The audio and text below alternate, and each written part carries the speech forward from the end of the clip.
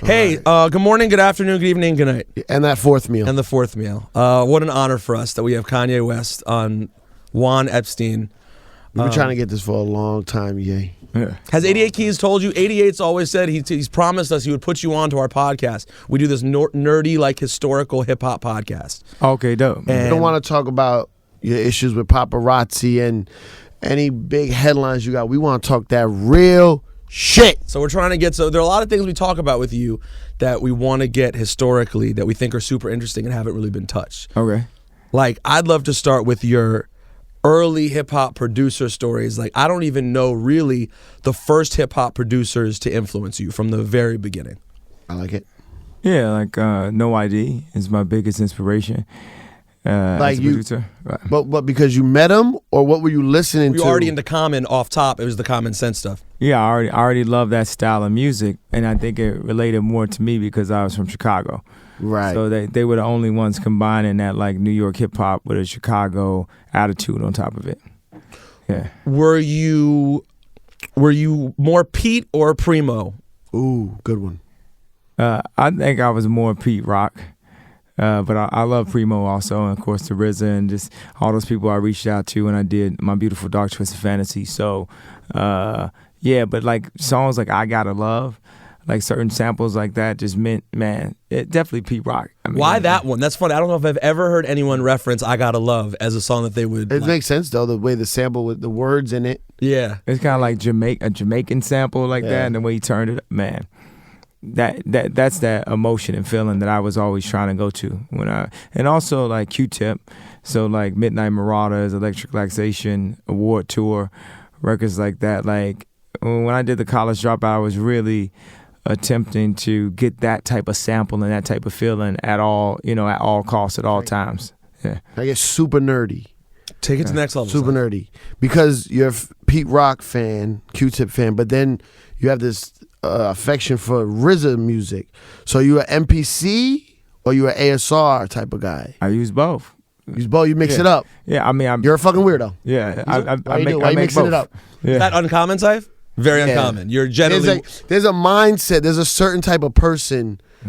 I guess it makes sense now that you say use both. There's a certain type of person that you hear that MPC style, and then the like Muggs, RZA, Alchemist, or ASR.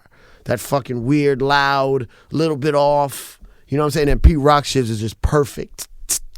But you like both, depending on where you're feeling. Yeah. I mean, whatever tools I need to get that point across, to get that sound across. But I was blessed to have grown up using the EPS 16 plus. I didn't know that it's something that would be something so warm about the sampling techniques. About the sound of the ASR that then would help define exactly the style of music I did. So a lot of that music that came out just to get by, it sounded like that because it went through ASR. So that was the one you just mentioned was your first piece you ever had? Yeah, I had an EPS 16. I don't even know if it was a 16 plus. No, I had a Amiga computer when I was in 7th grade because I wanted to design video games on it and stuff, and I started doing the music for it. I got really interested in particularly doing music, and then I found out about sampling when I was 14, and I saved up all my money to get a sampler, and I remember I had my stepbrother at that time was living with me, and he told me, like, look, if you let me borrow this money, I'll give you $20 interest on it. And I was saving up the money. It's going to take me a number of weeks to save up from cutting grass to get the sampler anyway.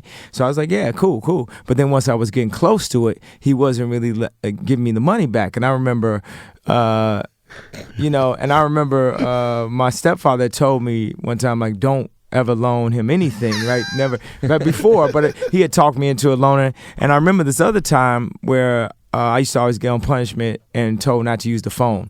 This is back when you had corded phones. It was no cell phones back then, right? So I'm on the phone, and my stepbrother came in, and he asked me, he said, yo, what was you doing? I was like, I wasn't doing nothing. He's like, was you smoking a cigarette? Because he saw the light from it. And I was like, no, I was on the phone. He's like, you sure you wasn't smoking no cigarette? And he grabbed me and said, Yay, whatever you do, don't never smoke anything. Never smoke anything, right? Damn. So to come to find out, he's a crackhead, and I didn't know it. And I had told Wow.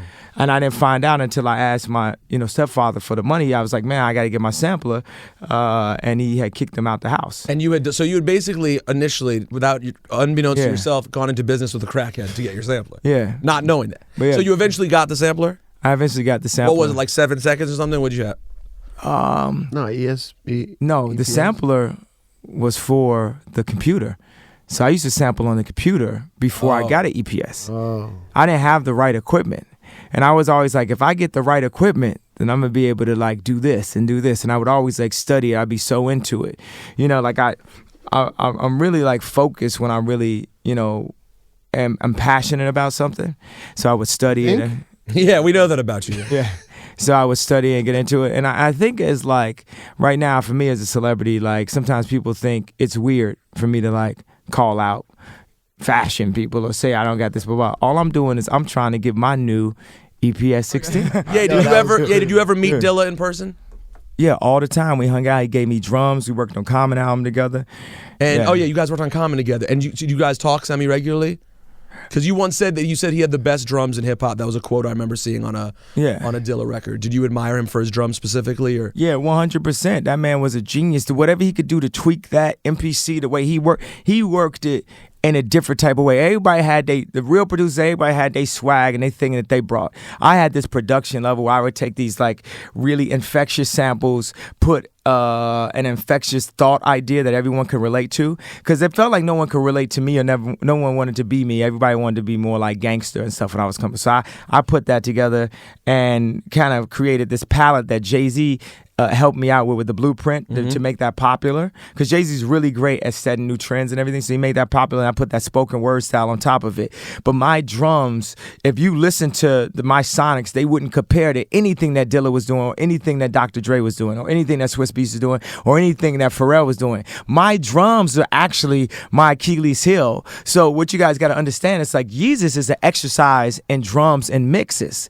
more than it is an exercise of hit records. Why is it your Achilles heel? Why are drums hard for you? Well, now they're not hard because that Yeezus bang. Crack music was hard though. Yeah, crack music. Crack music was hard. Every now and then I would get it. You catch one. Every now and then I get it. All the lights, we mixed that so many times. Every now and then I would get it. Even with Stronger, I'd ask Pharrell, I'd ask Timbaland, help me redo these drums because it just don't knock. We still be redoing the drums to this day. We still redo the drums. So Can't Tell Me Nothing. Can't Tell Me don't knock like, it don't knock like Mike Will. It don't knock like Travis Scott. It don't knock like Young Chop. Yeah, I see what you're saying. Yeah.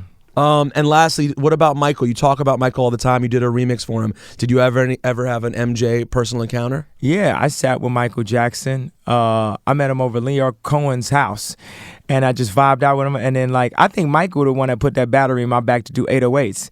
I played Good Life, and he was like, who's that singing right there? I like that voice. It was my voice. He gassed me up. Next thing y'all know, y'all had me in the night of here. I was like, Michael Jackson told me I could sing. Fuck all y'all, All right, last question.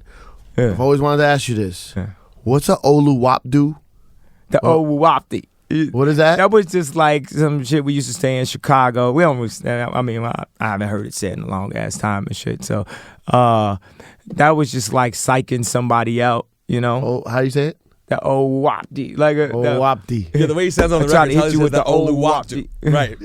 I tried to hit you with the Oluwapdi. And do you remember the time Cipha Sound? Do you remember? Oh man, we're gonna bring that up. Do you remember when you were trying to get was it Lyricist Lounge? On a Sound Bombing album on Rock. You were trying to get on, and Cipha said he didn't have room. And that wasn't me. I thought it was you. Nah. Oh no, Raucous was like they like the old version of what the fashion crowd was. They snot. We was mixing the album. But Most Def told their heads. Who is Jared? Jared and Brian. Jared and Brian. This is Kanye West talking to you. This is the greatest moment of your hip hop life.